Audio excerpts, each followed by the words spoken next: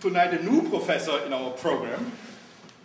Usually, our students are aware of it, so this is a spot of John Waters.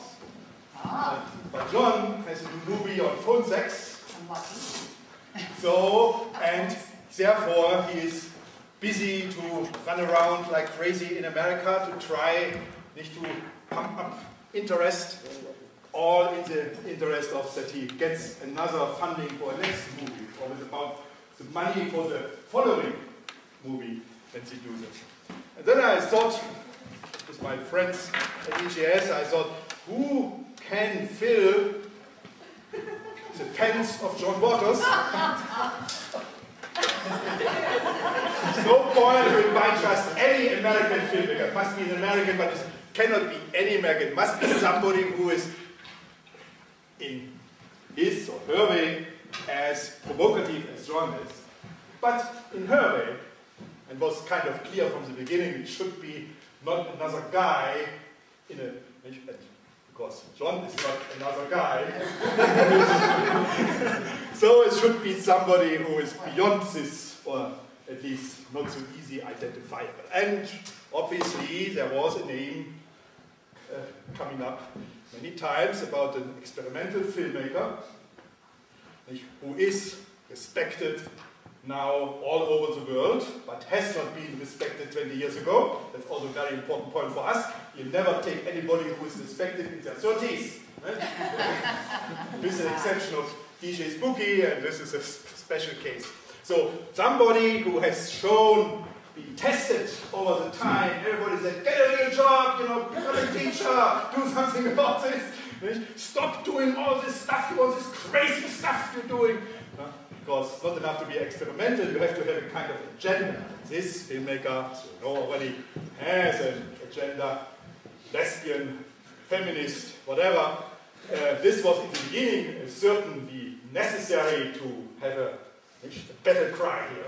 But after all battle cries at the end, what we want is not to be labeled in any way, so it's the beginning of overcoming labeling, finding a unique and singular worldview which encourage others to have the same courage to do that. So Barbara Hammer tonight will show us some of her work. She has done over 80 or 90 now films and videos. She is in the Pompidou, she is in many Whitney and other places. So in this respect, but she has not lost, like John, this certain touch, this making us still, wow, what's going on here?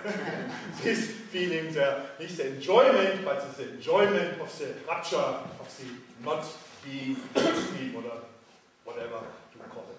Also, please welcome Barbara.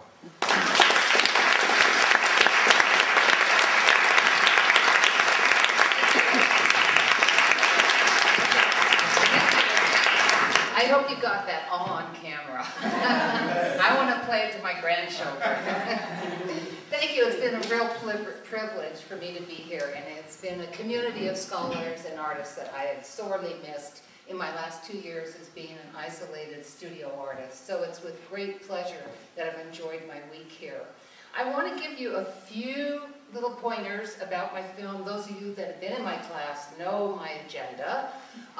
Those of you who haven't, let me give you a few clues. And the title of my lecture, which isn't a lecture, is The Big Picture, Film Creativity and Process. I just want to say that since we had a few lectures without titles. Okay. What I'm working in is a subcategory of documentary film called the essay film, or sometimes the meta-documentary. And that's a genre that's about ideas and questions, that proposes possibilities and points of view, and is often self-reflexive. I work in this field because nonfiction films can negotiate cultural values and meaning in Western culture. They can disseminate information and misinformation, they can prompt social change, and engender significant cultural debate. So I ask you to stretch and embrace what might be a new form for documentary, what you'll see with Resisting Paradise tonight. To me, form is as important as content, and indeed is content.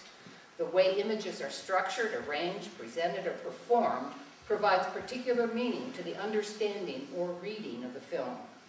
No matter how original the images or interviews in a documentary film are, if the form of the film does not take an original approach, the meaning will be easily understood in conventional and traditional terms. It will lie within our neat conception of things we already know. The film will further suture new information told in an old way into our existing ideologies. So one of my goals in making film is to empower you, the audience. So I ask you to think and become critics and piece things together as you watch the film. I raise the questions, I don't pose the answers. My editing devices come from the 1920 Russian filmmakers Vertov and Eisenstein, who use historical fragments to achieve effects of irony and absurdity in documentary film. I don't establish a single position or attempt to document a uniform truth. I try to be fair, balanced, and impartial with the data I uncover, but I think that objectivity has no place in documentary film and no connection, and it is itself a red herring. I'd like to quote from Karl Platinja, who writes in Rhetoric and Representation in Nonfiction Film, by making objectivity central to nonfiction film, unjustifiably marginalizes subjective and expressive film.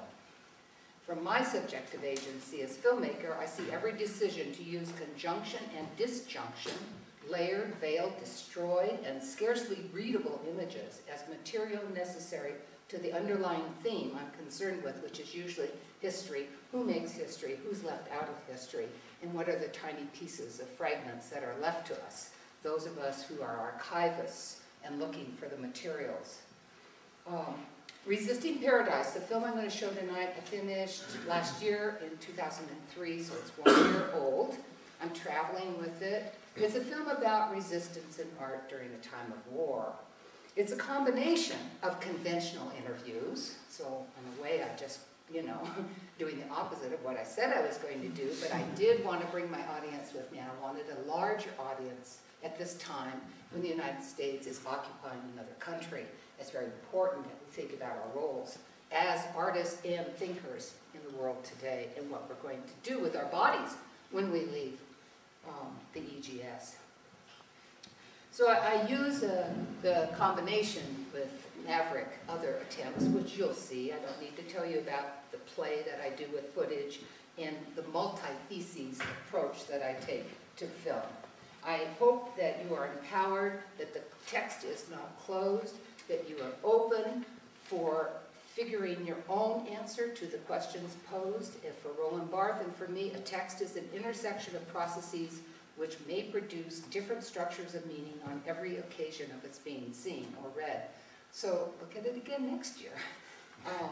Maybe it will be read in a new light in another year. I just would like to quote with Walter Benjamin, who wrote in the Theses on the Philosophies of History, historical materialists should disassociate themselves from the victors of history and the maintaining of the status quo, and instead brush history against the grain. This is my brush. Be here afterwards.